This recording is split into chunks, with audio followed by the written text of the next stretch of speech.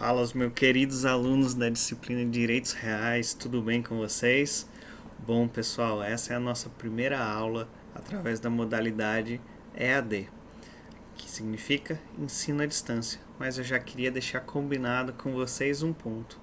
Bom, pessoal, de distância vai ficar apenas no nome, porque nós vamos estar próximos durante todo esse momento que o nosso país vem vivendo, que na verdade o mundo vem vivendo, da pandemia do Covid-19. Então, o que eu quero combinar com vocês, que eu já iniciei essa conversa, é de que nós teremos um contato, por mais que não seja um contato físico, que ele seja através de toda a tecnologia, de todos os benefícios que a tecnologia pode nos dar. Vou estar extremamente à disposição através do WhatsApp, através de e-mail, através do Moodle ou até mesmo através dessa ferramenta aqui que a gente escolheu de forma conjunta para dispor das nossas aulas, que é o YouTube. Tá bom? Então vamos lá, vamos iniciar. Eu sempre vou dividir a nossa aula de EAD em dois momentos. O primeiro momento vai ser aquele momento que a gente já tem acordado, que a gente vai fazer a revisão da aula passada. E o segundo momento é o momento do nosso conteúdo da aula propriamente dito. Combinado? Estamos certos desses dois pontos? Então, vamos lá. Bom, primeiro, para a gente falar da aula passada, a nossa revisão da aula passada, a gente iniciou o estudo da propriedade. Talvez um dos pontos altos da nossa disciplina de direitos reais. E lá a gente pôde ver logo no início qual é esse conceito básico, qual é o direito da propriedade.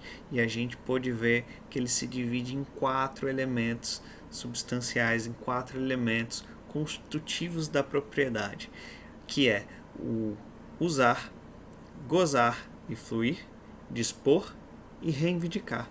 Esses são os 4, mas é sempre importante que a gente tenha como base que esses 4 elementos constitutivos do direito da propriedade devem sempre atender, devem sempre obedecer o limite da função social da propriedade. Limite e direito este constituído através mesmo de norma imperativa, de norma impositiva na nossa Constituição. Beleza? Esse foi o primeiro ponto. O segundo ponto interessante da nossa aula foi quando tratamos dos atos emolutivos. Atos emolutivos são todos aqueles que não trazem qualquer benefício ou comodidade para o proprietário. E eles são feitos com um único intuito. Eles são animados com a intenção de prejudicar outra pessoa. Aí eu trouxe para vocês como exemplo na aula passada aquela discussão que tivemos quando tratamos dos princípios, e que é do dirigível e da propriedade vizinha, que tinha uma cerca com grades. Então, esse proprietário da cerca vizinha, que não gostava dos dirigíveis sobrevoando a sua propriedade, ele passou a construir cercas com garras, e essas garras acabavam danificando os dirigíveis, os zeppelins. E conforme os zeppelins voavam cada vez mais alto, e a grade também subia, a grade também passava a ficar cada vez mais alta. Então, o proprietário dessa indústria de zeppelins, de dirigíveis, acabou acionando o judiciário para que, de certa forma, esse direito que estava sendo utilizado de forma abusiva à propriedade fosse vetado. Então, nós temos como base que os atos emolutivos são atos vetados. Beleza? Combinado? O nosso terceiro ponto foi uma distinção que eu trouxe para vocês de que propriedade, ela não se confunde, ela não é sinônimo de domínio. Trouxe um conceito bem legal de Pablo Gagliano, que Pablo Gagliano diz que propriedade, ela é um direito mais amplo. Ele é abarcado, ele abrange tanto os bens materiais como os bens imateriais. E enquanto o domínio, a gente tem que ele se restringe aos bens corpóreos. Ele traduz uma perspectiva material do poder, de submissão das coisas. Então, a propriedade é muito mais ampla do que o domínio. tá bom? Não tenham essa confusão. A gente verifica que alguns dispositivos legais, inclusive, tratam desta confusão. A gente trouxe na aula passada alguns dispositivos, aí eu até faço ressalvas. Se vocês por acaso não lembrem disso e acreditem que é a mesma coisa, pessoal, não é a mesma coisa, e a lei às vezes ela comete esse pequeno equívoco, tá bom?